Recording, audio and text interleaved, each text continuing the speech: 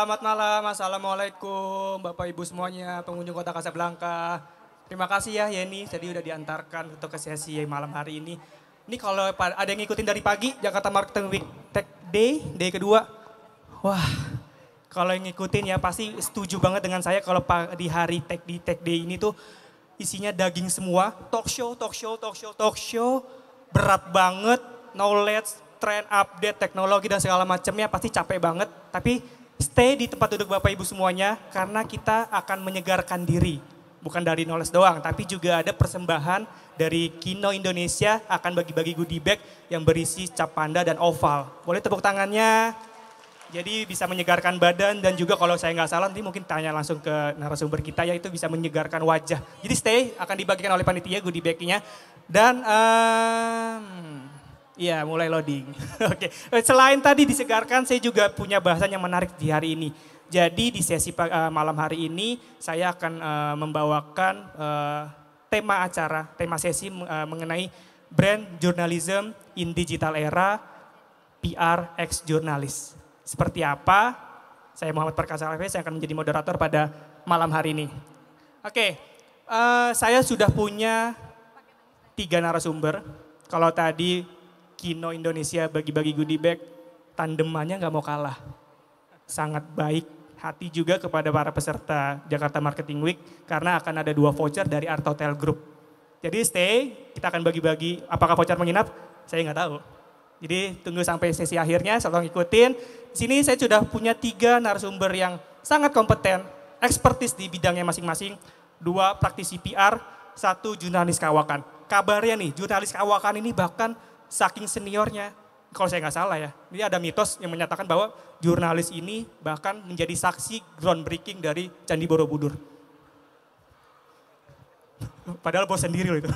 Ngeri-ngeri sedap juga nih saya. Oke, saya panggilkan yang pertama ada Mbak Yulia Maria, Director of Marketing dan Communication dari Art Hotel Group. Silakan Mbak Maria. Cantik sekali Mbak Maria malam hari ini. Silakan Mbak. Thank you ya Mbak sini. Oke. Dan yang kedua, tidak kalah cantiknya, ada Mbak Arfiane DB. DB ini David Beckham ya Mbak ya? Katanya ada darah Inggris ya. Mbak Arfiane Dahniarni, Head of Public Relation PT Kino Indonesia Tbk. Silakan Mbak Ane, sebelah sini Mbak. Thank you Mbak. Mbak Ane sini. Ya. Oke, dan yang ketiga. Ini saya mau minta maaf dulu Mas, sorry tadi bridgingnya agak. Ada Mas Sigit Kurniawan, Editor in Chief dari Marketers. Silakan Mas. Oke, izinkan saya untuk duduk ya Bapak Ibu semuanya. Oke, ini sesi yang berat buat saya. Di atas ada bos, di bawah ada bos, di tengah-tengah ada klien. Jadi saya harus jaga sikap sepertinya.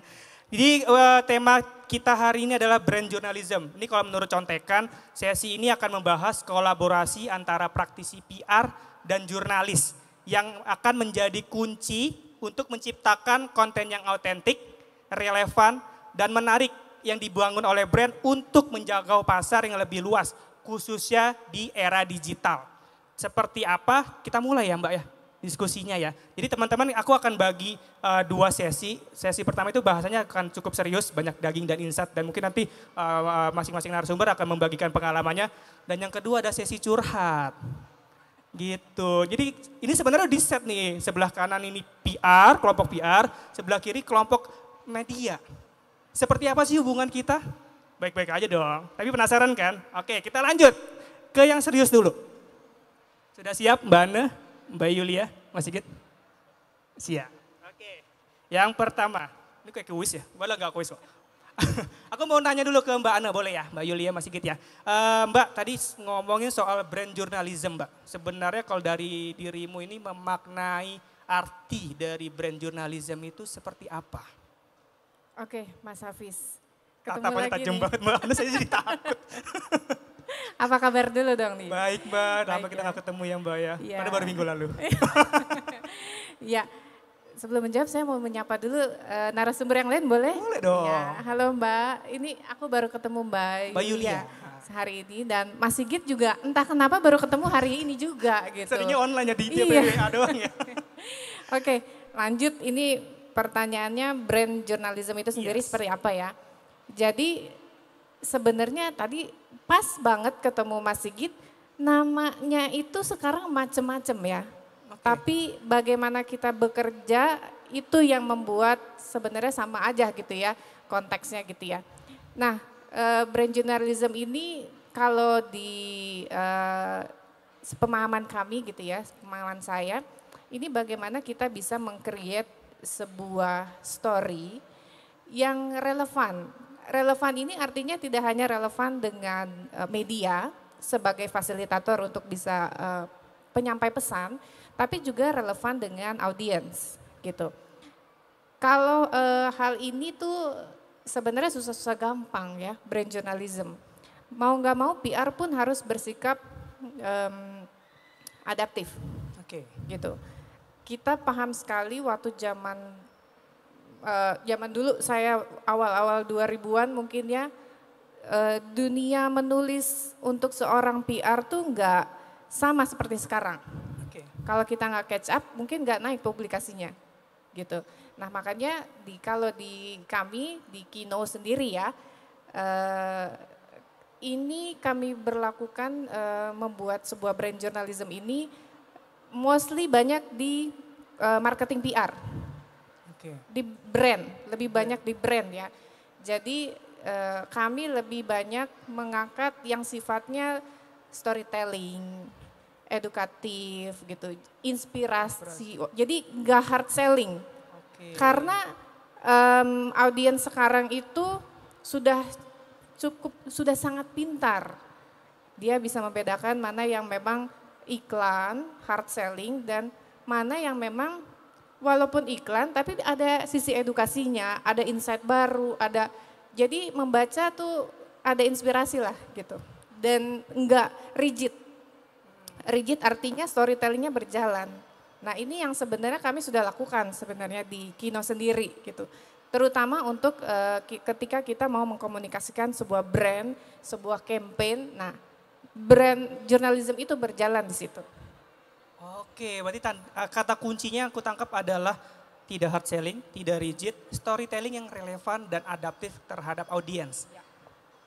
Betul ya? Oke, 100 buat saya. Aku mau ke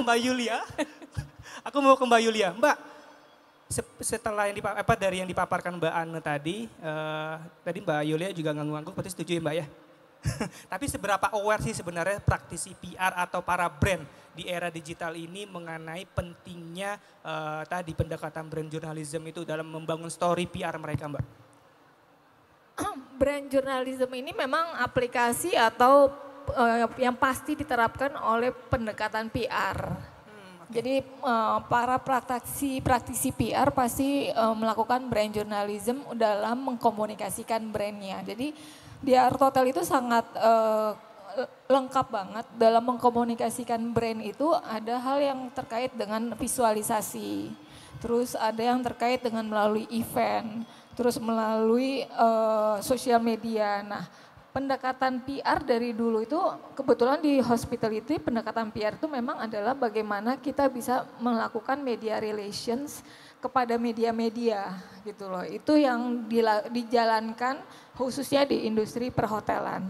Jadi mengkomunikasikan brand itu ada melalui ya visualisasi melalui iklan, terus sekarang berkembang menjadi setelah era digital sosial media. Namun brand journalism itu juga berevolusi. Dulu kita selalu memfokuskan kepada media cetak. Wah kalau udah dapat satu halaman artikel mengenai hotel atau perusahaan itu suatu achievement banget. Nah sekarang sudah bermain ke online gitu. Nah itu yang dimana online itu bisa hari ini kita melakukan preskon langsung dalam waktu 1 jam itu udah naik semua tung di sosial media di di Google, maksudnya Google Alert itu suatu achievement buat kami dari sisi KPI-nya bergeser ya, Mbak? bergeser. Jadi brand journalism ini yang berevolusi, namun masih tidak kita tinggalkan. Karena memang kebetulan saya dari praktisi PR ini yang masih tetap holy bagi kami di grup untuk tetap melakukan media relations kepada media walaupun medianya bergeser dari cetak ke online. Yang cetak tetap dijalankan, tapi kalau misalnya media itu beralih ke online ya kita mengikuti perkembangan itu. Berarti ini kitab sucinya ya Mbak yang harus dilakukan ya? Iya. Oke, I see. Mas Sigit, ini kalau disimpulkan dari dua berarti kan butuh para brand ini butuh juga belajar jurnalistik. Kecakapan dalam menulis, merangkai sebuah story. Tapi kalau dari Mas Sigit pandangannya gimana Mas? Seberapa penting para brand ini untuk belajar jurnalistik? Oke, makasih Hafiz. Seberapa penting para PR ini belajar jurnalistik? Tentu sangat penting ya. Karena kegiatan yang mungkin hampir 80% lah kegiatannya kan pasti terkait dengan dunia media ya. Dengan ketemu dengan para jurnalis, para reporter dan sebagainya. Oleh karena itu mau nggak mau sih PR juga bisa hendaknya memahami dunia jurnalis, tapi juga jurnalis juga memahami dunia PR seperti apa. Nah kembali ke brand jurnalisme tadi, itu sebenarnya benar kata Mbak Ana ya bahwa istilahnya kan beragam. Ada yang namanya brand publishing, ada custom publication, kemudian ada brand storytelling seperti yang pernah kami angkat ya di majalah ini, brand storytelling. Ini juga kurang lebih seperti itu. Dan di era digital, brand journalism ini mungkin lebih dekat dengan apa yang dinamakan content marketing ya. Jadi kita itu meng-create sesuatu, kemudian kita mengkurasi sesuatu, kemudian kita mendistribusikan dan mengamplifikasi sehingga pesan kita itu bisa sampai ke target audien kita.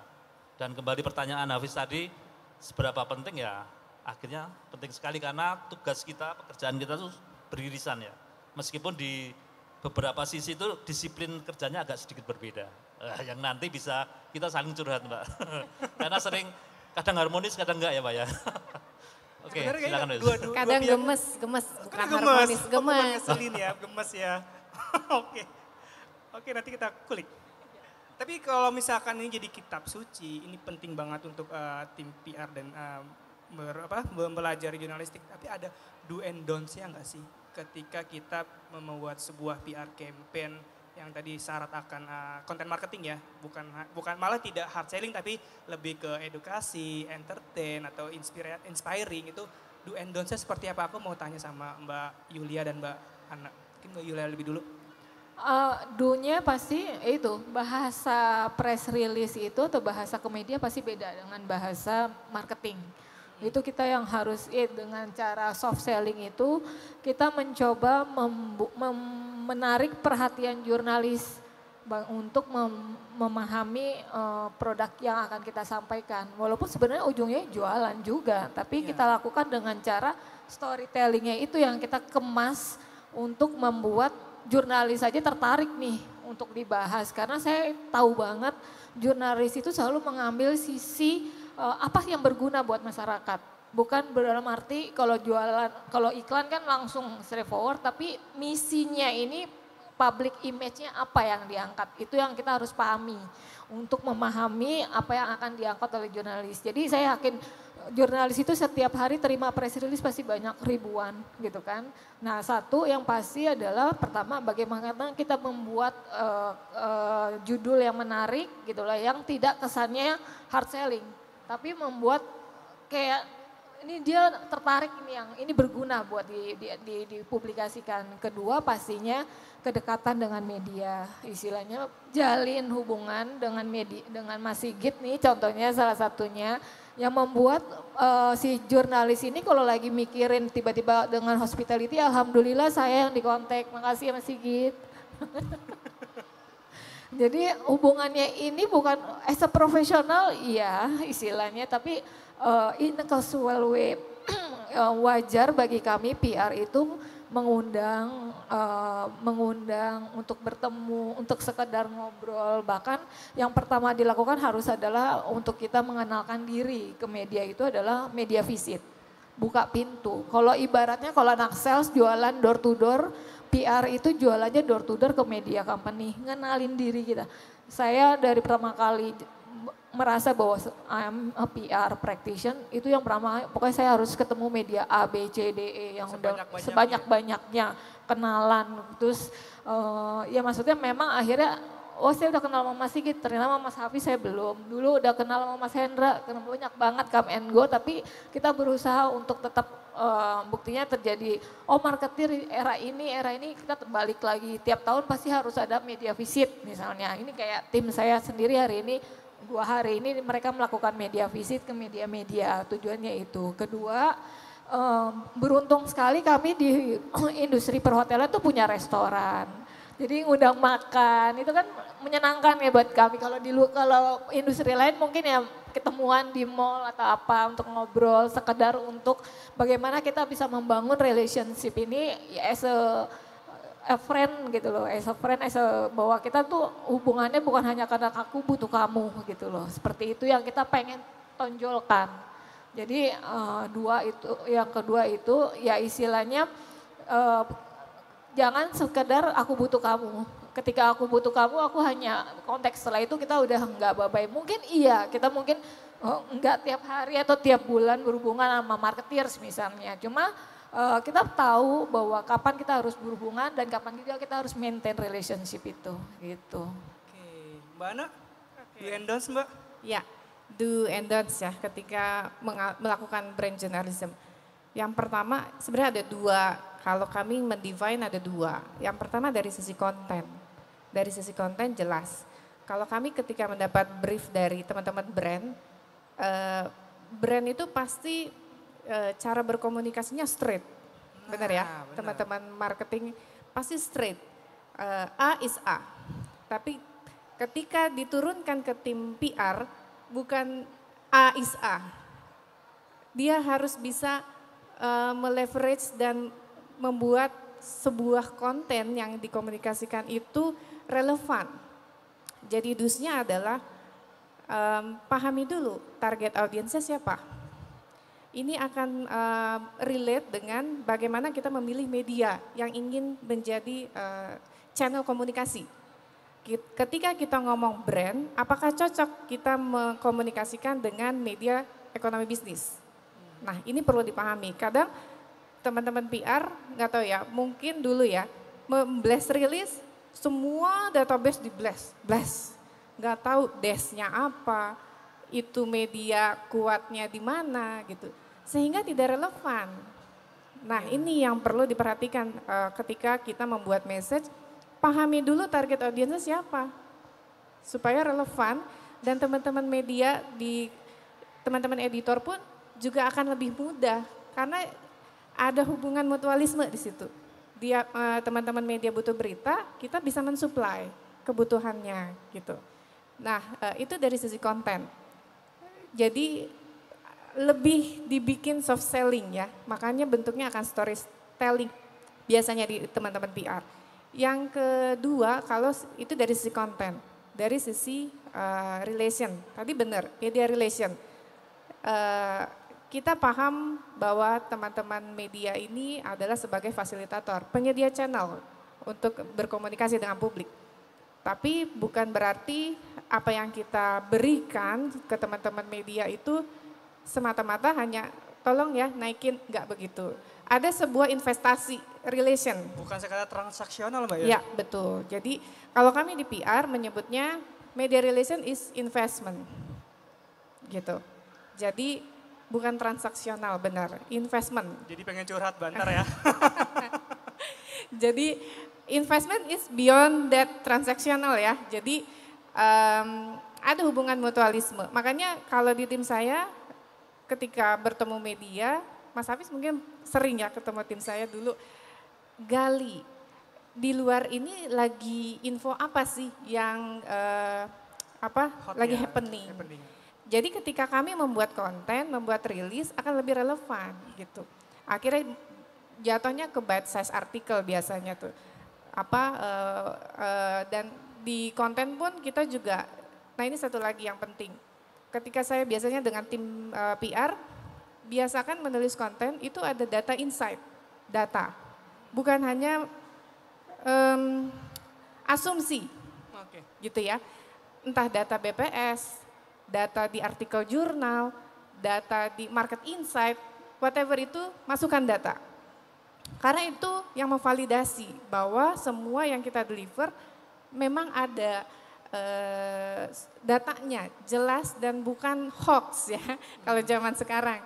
Nah ini teman-teman media juga senang kan sebenarnya dengan kalau jadi sudah ibaratnya kita membantu teman-teman media memvalidasi konten-konten yang kita deliver gitu. Jadi sudah sedikit membantu pekerjaan teman-teman jurnalis bener ya. Banget itu Mbak. Jadi nggak perlu ngorek-ngorek lagi tuh. Nah ini udah kita bantu. Jadi di konten itu harus bener-bener relevan gitu. Itu sih paling. Oke, pentingnya itu ya. Jadi memang biar media pun bikin lead-nya gampang, Mbak. Jadi kan nyangkutnya di lead nih, lead-nya apa ya, nih background-nya apa nih acaranya. Tapi kalau Jadi misalnya nggak gemes gitu kan Nggak ketika gemes, dikirim bener. naik nggak sih naik nggak. Nah enggak. Tapi kita at least membantu 60% lah teman-teman jurnalis memenuhi indikator untuk berita itu bisa naik gitu. berarti penting untuk memahami juga nature dari jurnalis ini gimana di kantornya ya. Maksudnya do and don'ts di pemberitaan itu seperti apa, itu penting banget ya. Tapi kalau ngomongin data Mbak, silakan loh main-main ke Marketeers Max. Karena di situ banyak banget visual and data yang bisa diambil terkait market, terkait dengan ekonomi dan segala macamnya. Itu ada di www.max.marketeers.com. Ini bagian dari PR. Jualan. Tambahin masih Boleh. gitu. Oke, let's say kita punya produk launch. Mbak Yulia, objektifnya ngundang media itu biasanya apakah cuma di tahap awareness kah? Atau sudah sampai kepada tadi convert to sales, biasanya itu prosesnya berapa lama Mbak? Dampak impact ya dari itu ya, dari mengundang media. Aku dulu ya? Iya silakan Mas. Pertama kali kalau launching hotel itu adalah press count yang utama. Jadi awareness pertama itu dibangun melalui press conference. Media duluan yang diberikan kesempatan untuk kita menginformasikan atau mengumumkan bahwa hotel ini dibuka. Jadi karena saat ini hotel dibuka itu kan sangat relevan dengan atau relate banget dengan masyarakat, di mana itu adalah suatu dampak ekonomi. Jadi itu yang menjadikan Prescott tuh the holy kegiatan yang harus dilakukan ketika hotel itu buka. Selanjutnya mulai ke sosial media yang paling cepat. Jadi di hari itu kita melakukan preskon, sosial media naik, ibaratnya awareness-nya yang kita dapat, tapi memang setelah itu sales dari sisi digital dan juga offline yang bekerja. Akan dijemput ya. Mbak, media cetak, media TV, media online proporsinya? Saat ini media online itu 70%. 7%, oke. Media cetak kan udah mulai rontok, udah nggak ada, jarang Iya. gitu. Nah TV yang memang agak sulit bagi kami mengundang TV, karena TV kan benar-benar kadang-kadang PR-nya jalannya lebih kuat daripada hanya sekedar hard selling gitu loh istilahnya.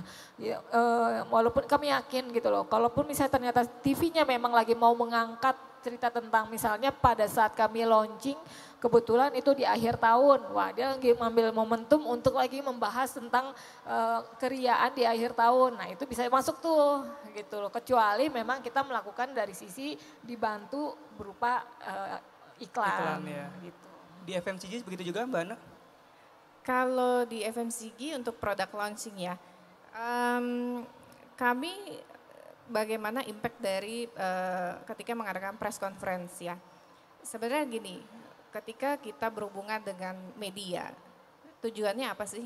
Kalau di PR, kami tujuannya adalah membangun trust di konsumen. Itu yang penting. Brand membuat awareness, PR membangun trust. Komunikasinya beda nih. Nah, makanya konten yang keluar pun ketika press conference, ada press release dan segala macam media activity akan berbeda. Dan kami positioningnya adalah juga mengamplify kegiatan marketing yang dilakukan oleh teman-teman brand. Karena biasanya teman-teman brand atau marketing one shot, benar ya, kegiatannya launching dan biasanya in period of time. Tapi PR akan dituntut untuk bagaimana publikasi, terus artikelnya, edukasinya itu bisa sustain. Memperpanjang momentum tadi ya? Betul, bisa sustain. Jadi konsumen atau readernya juga paham gitu. Akhirnya mendapat pemahaman tentang ini produk seperti apa sih gitu. Di belakang produk itu kayak gimana sih? Nah, itulah tugas PR. Jadi tentu ini part of 360 marketing kalau di PR. Jadi pengaruhnya seperti itu. Jadi lebih banyak porsi untuk amplifikasi biasanya untuk kita ke teman-teman media mainstream ya, seperti itu. Terus kalau tadi porsinya media online, TV, cetak, kami masih grab semuanya gitu.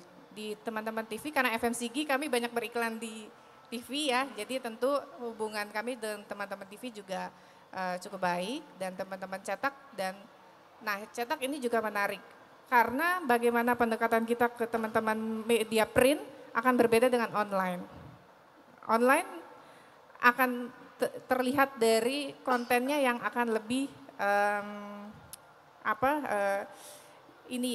size-nya akan lebih kecil ya dibanding teman-teman yang print, akan lebih deep dive kontennya gitu, akan lebih mungkin akan detail, lebih komprehensif. Jadi sebenarnya semua media masih kami konsiderasi untuk yang itu. Cuma kan bagaimana mengkotak-kotakan ini akan lebih ke kontennya akan lebih dalam, terus ini akan lebih singkat karena dia dibaca online, mobile, jadi nggak perlu yang scroll bawah di online nggak ada yang baca juga. Spend attention orang di online nggak selama itu ketika memang dia mau baca di media print gitu ya atau e-magazine-nya gitu. Jadi semua tergantung target audiensnya dan kontennya yang mau deliver seperti apa.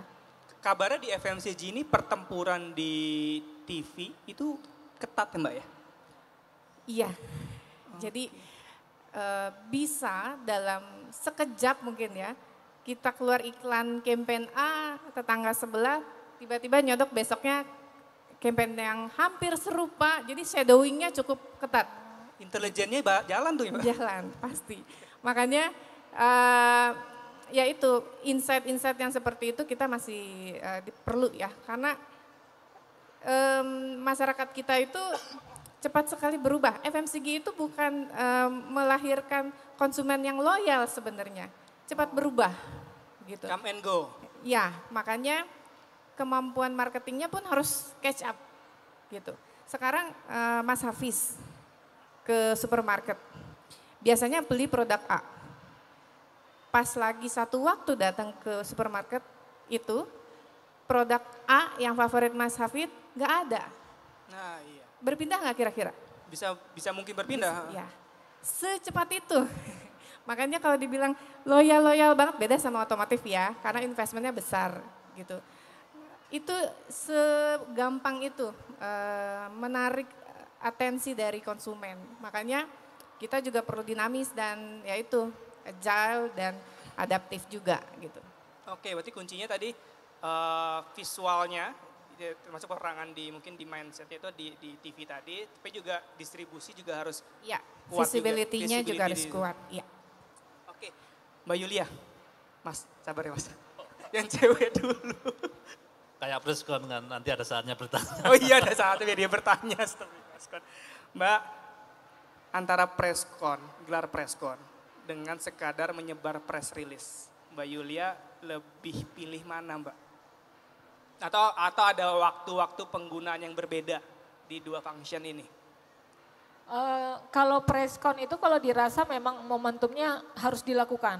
Jadi press release segampang itu kan menyebarkan dan itu tidak ada momentum intimate dengan media. Kita melihat lagi, kembali lagi Kalau misalnya dari sisi misalnya launching hotel itu wajib misalnya preskon gitu kan. Nah pada saat kita menyebar press release paling itu adalah program-program marketing bulanan misalnya seperti itu. Namun kami di Arhotel Group punya standar juga, ini sebagai bentuk media relations juga buat tim markomnya Arhotel Group. Karena kan Arhotel ini punya ruang seni atau art space di mana dia harus melakukan pameran seni. Nah, pameran seni ini kan mengundang seniman-seniman muda dan kita punya corporate goodwill juga bahwa mengekspos seniman muda ini ke media. Jadi kita menerapkan bahwa harus melakukan preskon pada saat pameran seni itu dibuka.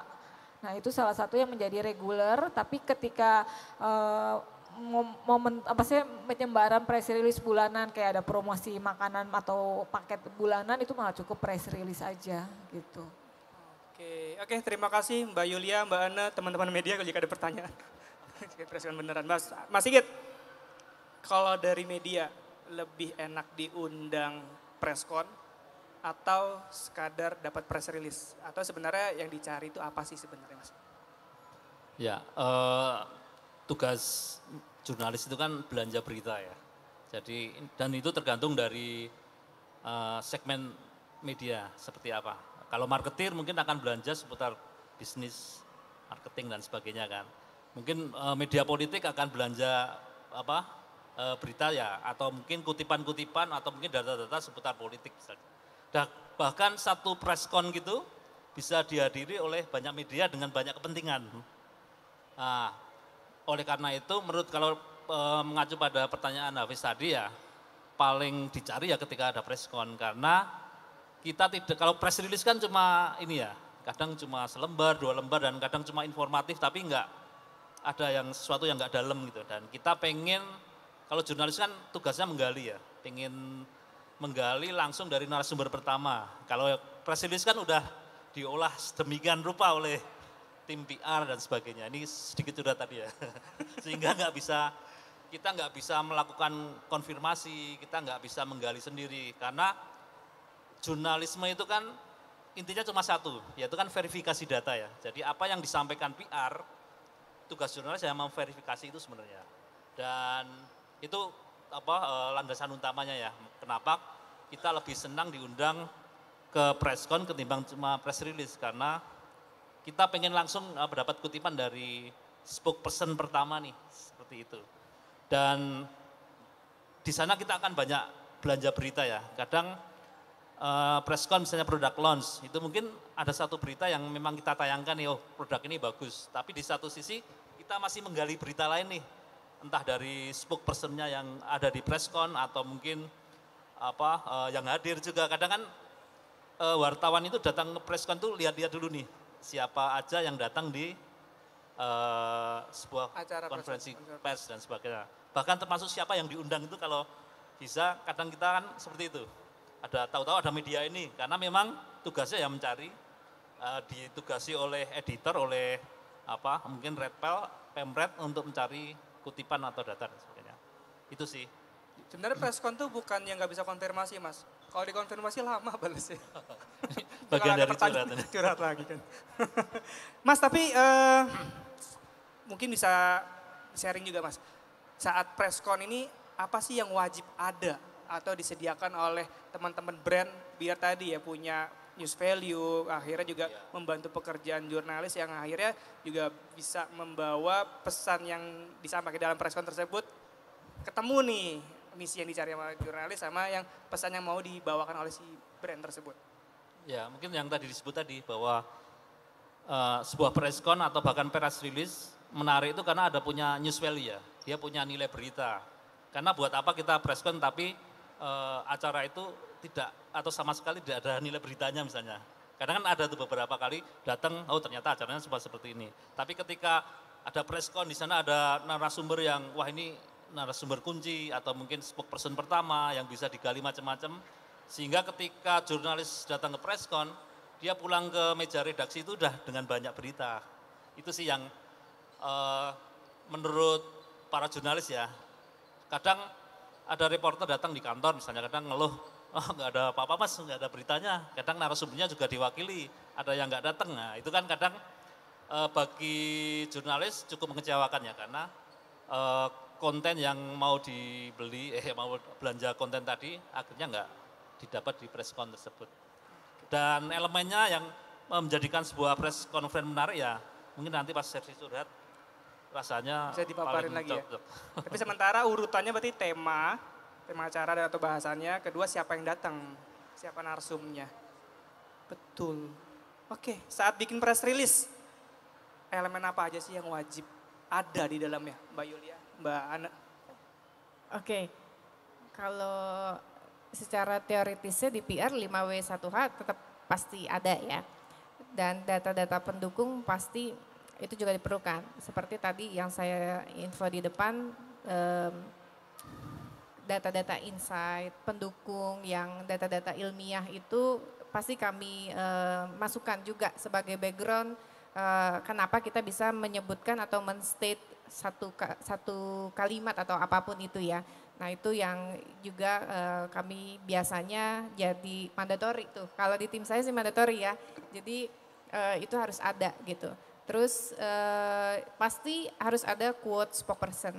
Nah quote spokesperson ini juga penting ya karena biasanya teman-teman media pasti akan menggunakan ini quote spokesperson ini untuk bisa masuk dalam sebuah berita. Nah quote spokesperson juga kita berusaha untuk tidak normatif jawabannya gitu. Supaya mereka punya angle yang bisa explore lagi sama teman-teman media. Nah biasanya dari situ teman-teman media suka penasaran, Mbak saya boleh interview lanjutan nggak? Nah ini sebenarnya ujungnya ke situ juga teman-teman PR. Jadi kan lumayan ya Mas. Sebenarnya tuh satu pancingan media, ya? Kenapa? Sebenarnya itu pancingan berarti ya? Pancingan. Kan Kena lumayan, kita, Mas. satu media bisa nerbitin beberapa artikel, itu kan di kita, di tim PR juga itu masuknya KPI gitu. Di teman-teman media juga jadi banyak ya Mas deposit artikelnya gitu. Nah ini yang kita coba coba untuk bisa kita terapkan di press release. Makanya sering-sering ngobrol sama teman-teman jurnalis itu juga perlu. Jadi bisa kita kaitkan dengan istilah sekarang ada riding the wave gitu. Release juga perlu riding the wave gitu. Nggak bisa yang terlalu normatif gitu. Mbak Yulia mau nambahkan? Sama. Udah semua ya? Sama ya, sama dengan yang pemilihan medianya juga ya, istilahnya kayak kalau misalnya yang mengenai pameran seni ya itu lebih banyak media-media yang relate dengan yang kegiatan seni, lifestyle, nanti diundang media bisnis sama ekonomi itu yang dia akan desperate gitu kan, kita juga. Iya. Oke, dari sisi media Mas Sigit, apa yang paling banget eye-catching ketika melihat press release, wah ini bagus nih. Gitu. Sebenarnya sama dengan elemen di press con tadi ya. Pertama ada news value-nya. Nah, ini press release kadang pertama juga, yang pertama kan selalu judul ya. Kadang kalau press release apa bla bla bla bla, kadang judulnya nggak menarik atau nggak punya news value yang menarik ya. Kadang males kita share juga. Kemudian yang kedua nggak ada kutipan. Nah, press release yang nggak ada kutipan itu sama sekali nggak menarik karena dari ketika kita olah lagi pun akhirnya menjadi ke pembaca juga menjadi sebuah tulisan yang datar kan. Itu nggak ada kutipan narasumber. Yang kedua narasumbernya bukan narasumber yang mungkin yang dibutuhkan media, spokesperson pertama atau mungkin kadang ada yang sekadar PR juga meskipun memang itu menjadi spokesperson dari company ya. Terus kemudian tidak dilengkapi dengan data. Nah, data itu bagi jurnalis itu sangat penting. Jadi ketika kadang press release tanpa data cuma hanya kutipan omongan aja kadang kurang. Tapi ketika ada data, hasil riset yang ditampilkan untuk memframing sebuah konten press release itu menurut kami menarik seperti itu. Dan ada kontak person yang jelas. Supaya ketika jurnalis pengen menulis dan pengen menggali itu ada akses ke situ. Dan yang lebih penting, kadang banyak press release ada aksesnya, tapi aksesnya susah dihubungi. Nah, email doang. Nah, iya, itu kan mau konfirmasi ini, mau mendalami ini, tapi ya termasuk email doang, sering itu. Kenapa enggak? Kalau tadi memang dari PR itu pengen membangun relasi yang lebih intim dengan para jurnalis ya kenapa nggak berbagi kontaknya sehingga untuk ketika jurnalis butuh info yang lebih deep itu langsung. Bahkan ada yang mencantumkan nomor handphonenya tapi balasnya lama sehingga beritanya menjadi basi. Karena kita juga nggak akan berani menerbitkan ketika benar-benar kita belum srek untuk kita publish ya.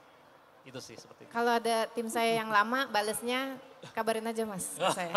Nggak, Mas ini Andi, bukan. Mas Fikri, denger ya. Gitu Mas. Kalau Kino, kalau Art Hotel enggak langsung. Responsif. Dihubungi Makasih, langsung Mas. datang kan. Terima kasih Mbak Ana, Mbak Yulia. Jadi gitu ya Mas ya. News value, ada kutipannya, spokespersonnya juga reliable, dan tadi ada data, itu bisa bikin elemen press release itu bisa auto tayang lah dari tanda kutip ya. Atau dalam arti lain sangat dicari oleh media. Mungkin tambahkan sama press release yang kembali ke tema kita ya, brand journalism ya. Itu kan ada dua kata, ada brand yang mungkin diwakili PR dan jurnalisme. Jadi press release yang menarik ya press release ketika udah dalam format kayak berita gitu. Nah, itu kan sebenarnya, itu kan bagian dari untuk menyapa para jurnalis ya bahwa PR ini sangat tahu nih dunia media karena customer dari PR kan ya jurnalis. Makanya ya pakailah sepatu yang dipakai para Pembaca. customer gitu ya sebenarnya kan itu. Itu Jadi iya, itu benar sih. Kami sekarang menerapkan judulnya ala-ala artikel berita supaya Ya. dibaca. Jadi yang catchy-catchy ya Mas ya. betul. Kita curhat aja langsung ya. Langsung sesi curhat ya. Mbak Ana, Mbak Yulia, gantian nih. Tadi kan ngulik soal PR. Kalau dari media yang kayak gimana yang ngegemesin? Apa yang nyecer terus dengan pertumbuhannya berapa Mbak? Pendapatan lu berapa Mbak bulan ini Mbak? Besok targetnya berapa Mbak? Atau yang gimana? Udah tahu tuh. Oh itu ngeselin ya Mbak? Gemesin ya. Ada lagi? Oke, yang ngegemesin ya. Yang ngegemesin, ya kalau kita ditanya angka sebenarnya, karena angka ini cukup sensitif ya sebenarnya. Jadi kita juga perlu bijak sebenarnya, karena gini, ketika kita berbicara angka yang absolut pun memang itu banyak pertimbangannya, banyak konsiderasi kami, bagaimana impactnya, terus apalagi kami di TBK.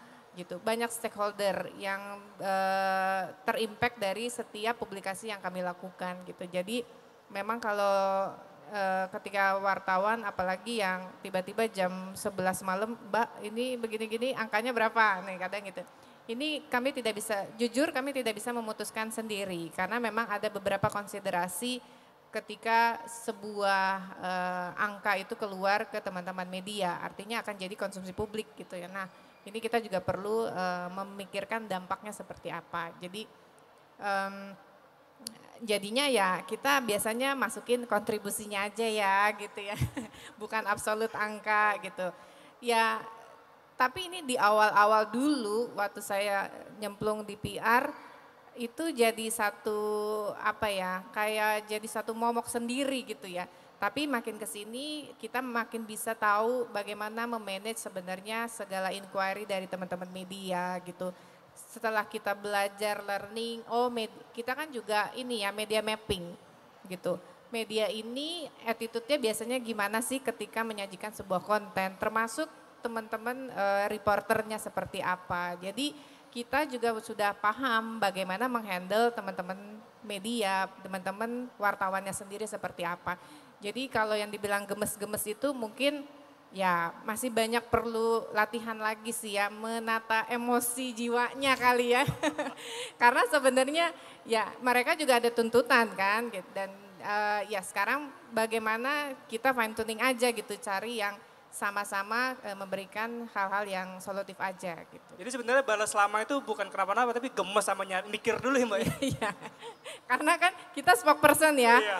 jadi kalau dia tidak terkonfirmasi, kita salah memberikan informasi juga ke media akan salah juga nanti gitu. Makanya kita cari jalan tengahnya gitu. Mbak Yulia juga sama, gemes sama media lebih ke data investasi ya. Istilahnya itu mengulik dapur perusahaan. Karena media ya atau jurnalis itu lebih pintar lagi. Dia tahu sedikit angka sama dia dihitung keluar gitu loh. Yang itu bisa benar, itu bisa salah juga jatuhnya gitu kan. Jadi akhirnya itu yang agak menjadi momok buat kami kalau ditanya udah mengenai investasi. Apalagi buat private company ya. Oke. Nah sebelum dilanjutin nih, Mbak Yulia tadi saya sebutkan ada 2 voucher dari Art Hotel ya, Mbak Yulia ya. Aku mau dong ngundang salah satu audiens buat bicara tadi menyimpulkan sebenarnya hubungan antara PR dan jurnalis itu seperti apa sih dan bagaimana? Love hats kah, LDR kah atau apa? Boleh? Siapa? Tadi Ibu izinnya Bu ya, tadi sebelah kiri teman-teman runner ada yang boleh pegang mic-nya? Atau saya maju deh. Dengan Ibu siapa? Dari mana Ibu? Ya? Oh boleh sekalian bertanya. Selamat malam Mbak Yulia, Mbak dan Masnya. Saya mau tanya, kebetulan saya Wina. Kebetulan saat ini saya juga masih belajar jadi PR Mbak.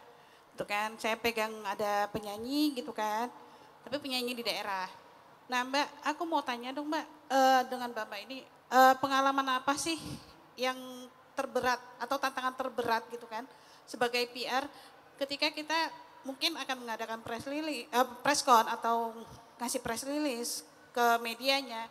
Ada nggak sih Mbak pernah punya pengalaman yang nggak enak gitu loh, yang nggak mengenakan, dan gimana sih strategi kita sebagai PR agar yang tadi seperti Mbak sudah jelaskan itu apa yang kita mau, apa yang klien saya mau gitu bisa tepat sasaran gitu, tepat target. Dan apa aja sih Mbak strateginya kalau boleh tahu lebih dari yang tadi Mbak bilang. Terima kasih. Berarti Mbak Wina belum mau jawab ya, tapi Ya. lebih bertanya ya. Oke nggak apa-apa. Silakan Mbak Ana atau Mbak Yulia duluan. Oke, ya Mbak siapa tadi? Wina. Mbak Wina, salam Ya. kenal Mbak. Salam kenal Mbak. Oke, ini based on experience ya, yang pernah kami alami. Pertama masalah sebenarnya bagaimana merumuskan story, angle. Itu yang paling susah Mbak. Karena gini, ketika kita mendapat brief dari teman-teman brand atau satu subjek ya, teman-teman PR tuh harus bisa bagaimana caranya mencari angle dari point of view pembaca, konsumen. Karena yang menjadi statement utama, what's in for me. Artinya ketika dia baca itu artikel, apa sih manfaatnya buat saya? Gitu. Jadi itu yang perlu diekstrak, dieksplor sama teman PR. Jadi nggak bisa mentah-mentahan kita dapat brief dari teman-teman PR atau mungkin tadi subjeknya adalah penyanyi ya, penyanyi kalau nggak salah. Iya Mbak. Kita hanya bisa memberikan satu komunikasi, dia seorang penyanyi, nggak bisa. Yang baca juga, ya terus kalau kamu penyanyi, saya manfaat dari membaca artikel Anda apa? Nah ini yang harus bisa banyak kita creative thinkingnya berjalan, terus analytic thinkingnya juga bisa berjalan gitu. Rajin-rajinlah membaca artikel. Terus kalau di tim saya setiap pagi mereka harus membaca berita, sehingga dia bisa mengconnect dot apa sih yang sebenarnya akhirnya relevan dengan readernya. Mungkin akhirnya jadi bisa ada satu attraction ketika kita memberikan message. Nah biasanya kami membuat yang namanya communication framework. Itu yang perlu dibuat. Jadi nggak bisa ucuk-ucuk tiba bikin rilis, nggak bisa. Kita perlu yang namanya communication framework. Itu akan menentukan backgroundnya seperti apa, key message-nya apa, supporting message-nya apa. Jadi akan lebih sustain ketika kita mau mengkomunikasikan message ke audience melalui media. Nah itu susah-susah gampang karena benar-benar tim PR harus kreatif. Gak cuma tim brand yang kreatif, PR juga harus kreatif. Apalagi dunianya dinamis banget di luar sana gitu. Kalau kita ngomongin ini kita mapping lagi, sensitif nggak ya? Diksi juga berpengaruh ya Mbak. Diksi itu berpengaruh.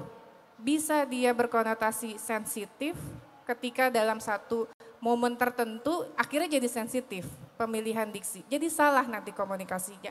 Sebenarnya kita mau komunikasi A malah jadi melenceng jauh. Nah itu yang jadi tantangan sebenarnya teman-teman PR benar-benar harus mengasah kreativitasnya untuk menulis, mengeluarkan ide-ide message yang baru, catchy dan relevan. Relevan itu yang utama, gitu.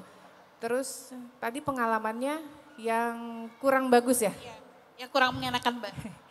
Pengalamannya yang kurang menyenangkan ketika mau preskonnya bentrok sama company lain tuh. Jadi nggak dateng deh teman-teman medianya. Ini juga perlu teman-teman intel di PR tuh. Jadi mapping nih, hari ini ada preskon apa ya gitu. Jadi kita sama-sama enak tuh dapat teman-teman medianya. Dan biasanya kita juga cari mau preskon jangan di suburb misalnya di daerah Bekasi. Padahal kita tahu teman-teman media pusatnya ada di Jakarta gitu. Jadi jangan menyusahkan teman-teman media juga gitu. Nah ini juga jadi salah satu biasanya hal-hal teknis lah ya di lapangan kendala-kendala ketika kita mau mendeliver satu message itu. Mbak Yulia mau menambahkan? Oke, kalau kejadian yang tidak mengenakan pasti sesuatu hal yang terkait dengan krisis. Ya di hotel tiba-tiba ada pembunuhan, waduh itu malam-malam misalnya bagaimana kami harus menghalau supaya nama hotelnya nggak muncul di media. Itu makanya pendekatan lagi kepada media. Kedua misalnya ya ada demo karyawan yang harus bagaimana pada saat itu kan semua orang melihat. Nah kalau dalam preskon sendiri itu persiapannya itu udah benar-benar kayak mau kawinan kayaknya ya. Hajatan. Tanggal dipikirin, waktunya juga yang suitable, yang cocok buat media bisa datang kapan gitu. Nah kadang-kadang memang maunya kalau bisa di tengah kota. Cuma kalau misalnya ternyata produk launchnya harus ke Cikarang misalnya. Itu dipikirin juga bagaimana kami harus siapin shuttle, terus semua kesejahteraan media dipikirkan makan snacknya selama di mobil, makan paginya supaya memang mereka nyaman juga dan kami harus bawa mereka ke produk itu gitu untuk melihat sendiri istilahnya seperti itu. Nah kalau saya agak ini nih seneng nih dengan artisnya. Ini pentingnya Mbak, artis Mbak ini yang from zero to hero dia harus media visit. Tapi medianya itu media entertain yang harus Mbak grab. Mbak benar-benar buka pintu dengan tim, dengan wartawan pasti seneng banget. Bila memang artisnya ini sangat potensial gitu loh. Saya ingat banget kebetulan suami saya wartawan, dia cerita bahwa pernah dulu Pasha Ungu pada saat Ungu itu dia datang ke media visit grup gitu loh. Istilahnya minta tolong dong tulisin saya profil saya. Saking dia belum pengen dikenal gitu. Jadi intinya Mbak harus mulai media visit kalau dari sisi PRing walaupun tetap secara exposure dia harus bermain di sosial media dan target medianya juga ya benar-benar dipilih sesuai dengan ininya ya segmennya. Ya. Mbak Wina terjawab ya? Terima kasih. Nah ini kenapa sih lagi seru gini waktunya tinggal dikit ya. Tapi saya harus menyelesaikan misi saya dulu. Ibu yang sebelah baju krem tadi dan nunjuk lebih dulu mungkin mau menjawab apa centangan dari saya tadi. Apa hubungannya PR dan jurnalis sebetulnya kalau dari kesimpulannya apakah love hate, love bird atau mungkin apa? Maaf ya Pak tadi ibunya lebih dulu. Nah, di belakang baju batik udah Farel. Halo, teman lamanya Mbak Yulia. Saya Raini, kalau bisa menyimpulkan ya bukan love hate ya, kita love harusnya relationship-nya ya. Karena kita sering butuh, kita perlu membawa informasi yang bermanfaat buat masyarakat, tapi di sisi lain narasumber itu juga punya kepentingan terhadap pemberitaan kita. Nah, saya mau sekalian nanya kesannya setelah berapa ya? Saya 22 tahun ya. Praktisi PR juga Mbak? Saya Wartawan. jurnalis. Oh wartawan, sama kayak Dari saya dong, Mbak. Republika. Halo, salam Mbak. kenal. Besok kita bikin grup WhatsApp ya Mbak. Oke deh, ada Yulia ya. Ada Mbak Yulianya. Iya mau tanya, kadang-kadang kita dari satu event itu yang kita ambil adalah narasumbernya, tapi kita nggak sebut ini ketemu di acara apa. Kalau menurut mbak-mbak berdua bagaimana? Love hate apa hate banget itu? Makasih. Silakan Mbak. Kenapa nggak disebut acaranya ya? Boleh saya tanya balik nggak Mbak? Kenapa nggak disebut Mbak? Nah, sebenarnya kita sih berharapnya gini, ketika kita di zaman sekarang apalagi ngomongin online ya Mbak, SEO itu jadi salah satu KPI kita biasanya. Makanya penyebutan acara, keyword-keyword brand itu menjadi krusial buat kami gitu. Jadi sebenarnya kalau ditanya, kalau nggak disebut sebenarnya kita maunya disebut gitu ya. Nah supaya ini juga ya itu mutual relationship-nya juga ada gitu. Kayak gitu. Mbak Yulia punya pandangan yang sama? Kalau saya sih kebetulan acaranya memang bukan dari narasumbernya dan dari kontennya sih yang saya concern gitu loh. Jadi maksudnya memang lagi dibahas tentang apa, yaitu yang menjadikan dan penyebutan produknya, nama brandnya itu seperti itu sih. Terjawab Mbak Rani? Oke, dua penanya dan dari Mbak Rani dan Mbak Wina, tolong teman-teman panitia untuk dicatat berhak atas voucher dari Mbak Yulia ya Mbak ya. Oke, karena waktu kita sudah mau habis nih, saya udah tinggal 3 menit lagi. Sebelum menutup, boleh nggak masing-masing dari Mbak Ane, Mbak Yulia, Mas Sigit untuk memberikan closing statement atau mungkin wrapping singkat mengenai acara bahasan kita dengan tentang brand journalism in digital era. Siapa dulu?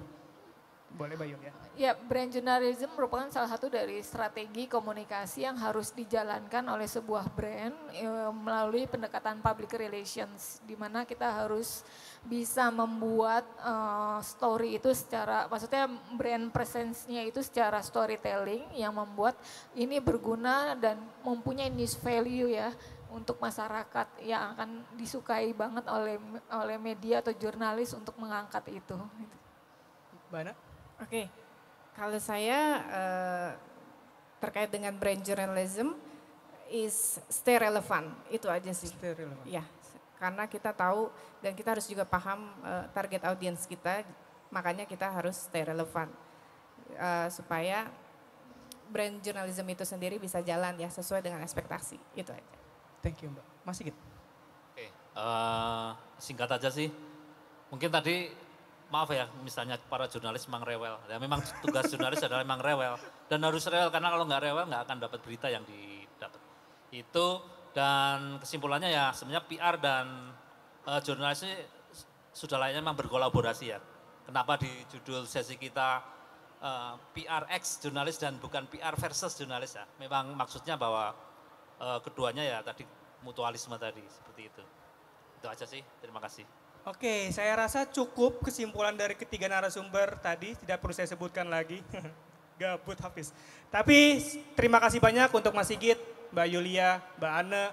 Sebelum kita mengakhiri, ada sedikit apresiasi dari Jakarta Marketing Week 2024. Boleh kita berdiri di tengah. Monggo Mbak sebelah sini.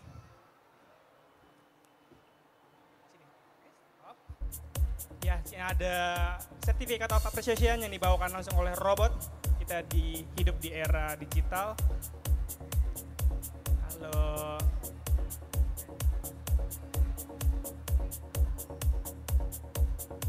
Diambil ya. Oke, yang pertama untuk Mbak Arfiana. Terima kasih Mbak.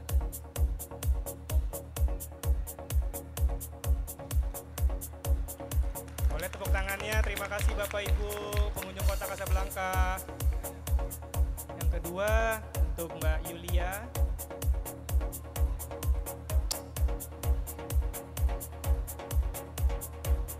Tiga, dua, satu, terima kasih.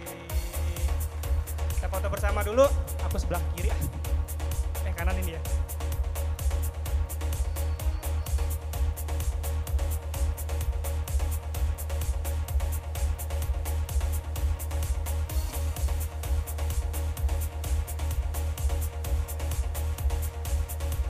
terima kasih Mbak Ana, Mbak Yulia, terima kasih Mbak Ana untuk bisa duduk di partnya kembali. Terima kasih teman-teman Jakarta Marketing Week, itu tadi bahasan mengenai brand journalism in digital era, PR ex jurnalis, seru banget.